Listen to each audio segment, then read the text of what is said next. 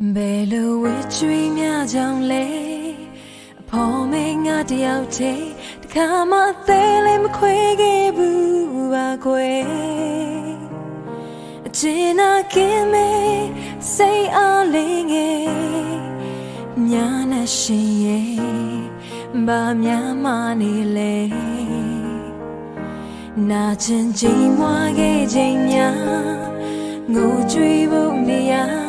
ရင်ဝင်လေးတစ်ခုတော့ဝေးဖို့လိုတယ်ပြန်လဲနှလုံးသားနဲ့အကျွေးဆက်ပါမယ်လွယ်လို့နေစေကိုဖူးစားရဲ့ယုံကြည်တဲ့ချင်းပြောရဲ့ဖျားရှင်တော်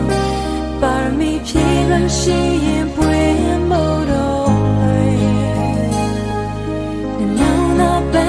ချစ်ပွင့်ဖူးမယ်အချိန်လေးရောက်ဖို့တန်တားနေစေ